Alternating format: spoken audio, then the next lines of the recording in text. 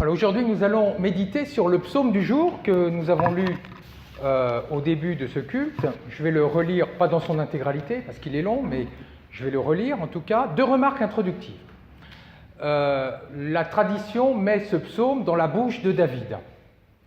Et même dans le contexte suivant, qu'on retrouve dans 1 Samuel 21, donc David fuit le roi Saül, il se réfugie dans une cité de Philistie, et puis il prend peur du roi de Philistie.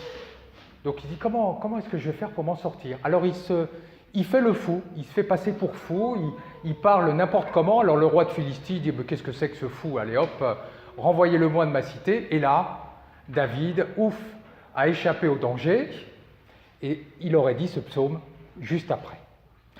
Et la deuxième remarque, c'est un psaume alphabétique, c'est-à-dire le premier verset commence par la première lettre de l'alphabet hébreu, Aleph, puis le deuxième verset par la lettre Bet, etc., jusqu'à la dernière lettre de l'alphabet.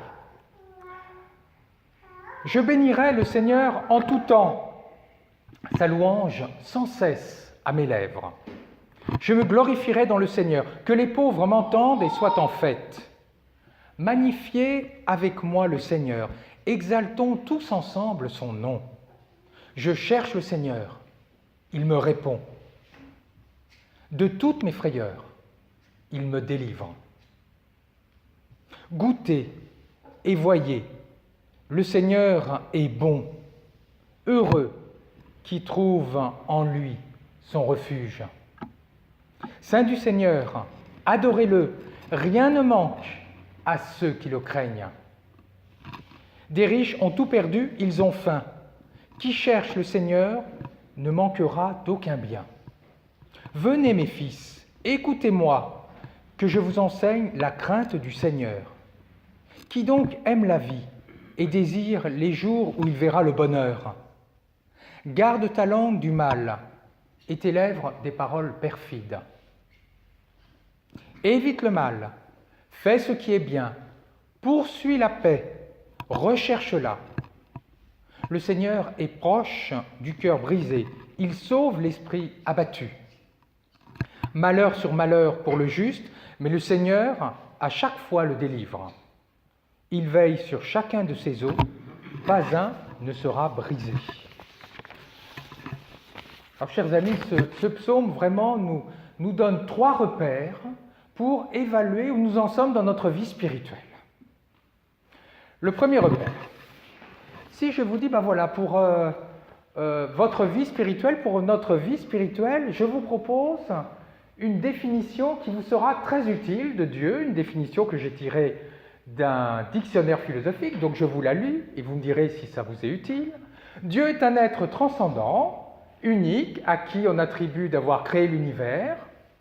Son essence est obtenue en maximisant tous les attributs positifs. Dieu est omnipotent, il peut tout. Il est omniscient, il connaît tout. Il est éternel, il n'a ni début ni fin. Il est suprêmement bon. On dit également qu'il est parfait et infini. Est-ce que ça vous aide dans votre vie spirituelle?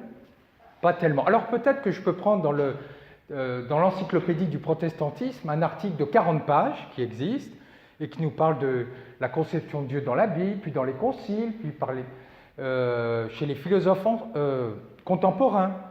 Ça ne sera pas très utile. Enfin, en tout cas, moi, ça ne m'aide pas beaucoup dans la vie spirituelle. Globalement, les dogmes qui définissent Dieu ne sont pas très utiles et pas très aidants dans la vie spirituelle. Qu'est-ce qui peut nous aider? Imaginez un petit garçon qui apprend à cuisiner et puis qui commence à tester un petit peu tous les aliments. Si je lui dis, écoute-moi mon garçon, je vais te donner une définition du miel, donc c'est pareil, là je fais une belle définition, c'est un liquide visqueux, jaune, issu de l'abeille, etc. Ça ne sera pas très aidant. Par contre, si je lui donne un flacon de miel et que je lui dis, tiens, goûte, et puis demande-toi où on peut le mettre dans la cuisine, tout de suite, il va faire l'expérience du miel, et tout de suite, il va savoir, ah oui, là, c'est sucré, je vais pouvoir mettre dans les desserts, les gâteaux, que sais-je. Eh bien, pour Dieu, c'est exactement la même chose. les définitions, les dogmes ne sont d'aucune utilité, du moins dans un premier temps, peut-être après. Mais ce qui compte, c'est de faire l'expérience de Dieu. Et c'est ce que nous dit le psalmiste. Goûtez et voyez combien le Seigneur est bon. Il s'agit de goûter, de faire l'expérience de Dieu. D'ailleurs, il en fait l'expérience. Il me répond quand je crie vers lui. Il me délivre. C'est-à-dire que David fait l'expérience d'un Dieu à qui il peut parler, qui l'écoute et qui lui parle, et l'expérience d'un Dieu qui le délivre dans les épreuves. Notamment dans l'épisode dont je vous parlais tout à l'heure, d'un Dieu qui le délivre d'un roi qui aurait pu lui faire du mal. C'est exactement aussi ce qu'a fait le peuple hébreu, l'expérience d'un Dieu qui sauve, qui délivre de l'esclavage d'Égypte. C'est l'expérience qu'a fait le Christ. Après la croix, il a fait l'expérience que Dieu l'a ressuscité. Bien, chers amis, qui est Dieu pour nous? Est-ce que c'est une définition un peu lointaine, dogmatique? Ou est-ce que nous faisons l'expérience de Dieu? Quand nous lisons la Bible, est-ce que nous savourons ce reflet de la parole de Dieu? Je vous invite, ceux de Massy, je l'ai déjà dit, pardon, mais je le redis, je vous invite chaque soir à repasser en vue notre journée, chacun, et puis à repérer 3 belles choses qui nous sont arrivées. Nous avons tous des bons événements, chaque journée, même dans les moments les plus difficiles. Manger quelque chose qui nous a réjouis, même le fait de manger, une promenade, le fait de marcher alors que d'autres ne peuvent plus marcher, le fait d'avoir vu un ami, ou simplement avoir reçu un coup de fil. Oui, remercier Dieu pour ses bienfaits, goûter combien le Seigneur est bon. Expérimenter Dieu, c'est la première idée. Le deuxième, c'est la conséquence éthique, le comportement. Combien nous sommes scandalisés quand des croyants, quelle que soit la religion du reste, se comportent comme des véritables ordures. Alors ils ont beau professer les bons dogmes de leur religion, mais non, la spiritualité ce n'est pas ça. C'est résumé en une phrase par le psalmiste. Évite le mal, fais le bien et poursuis la paix. Voilà, tout est dit. Évite le mal, fais le bien. Et le prophète Michée de nous expliquer, de nous expliciter ce qu'est le bien. Avoir des rapports droits, respecter le droit.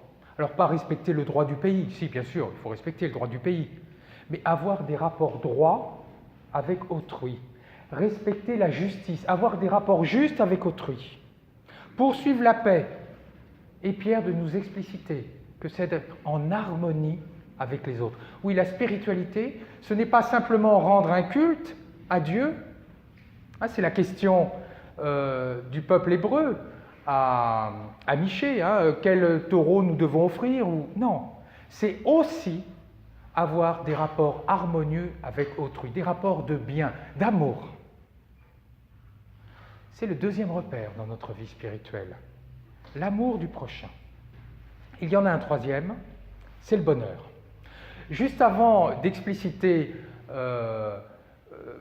évite le mal, poursuis le bien, recherche la paix, le psalmiste pose cette question: qui désire les jours remplis de bonheur? Et puis là, il explicite comment se comporter. C'est-à-dire qu'il fait d'une conséquence le comportement éthique, la recherche de Dieu, le bonheur. Avoir un bon rapport avec Dieu, être en harmonie avec les autres, serait source de bonheur. Alors, David n'est pas dupe. Il sait très bien que être croyant, être bon avec les autres, n'épargne pas le malheur. Mais qu'est-ce qu'il dit? C'est intéressant. C'est que malheur sur malheur, Dieu délivre le juste. C'est-à-dire, tu peux passer par beaucoup d'épreuves, par le deuil, par la maladie, par la séparation, par le chômage, que sais-je. Mais toujours, Dieu sera là et te relèvera. Pas un de tes os ne sera brisé. Après la crucifixion du Christ, il y a eu la résurrection. Heureux qui trouve en lui son refuge. Ça, c'est très intéressant. Quand est-ce que nous cherchons un refuge? Quand nous traversons des tempêtes. S'il y a une tempête, je vais essayer de trouver un refuge. Et là, le psalmiste dit, dans ces moments-là, dans ces moments de tempête, dans ces moments de malheur, quand tu trouves refuge en Dieu, tu peux être heureux. Alors, il ne prône pas le dolorisme, c'est pas ça. Je vais prendre un exemple. Supposez, voilà, je viens de tomber amoureux, et puis avec ma bien-aimée, je vais au restaurant. Les plats sont dégoûtants. Et pourtant, je vais être heureux parce que je suis avec ma bien-aimée. Je vais aller voir un film, c'est un navet.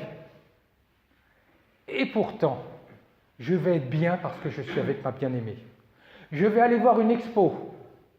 Les tableaux sont moches. Et pourtant, je vais être heureux parce que je suis avec ma bien-aimée.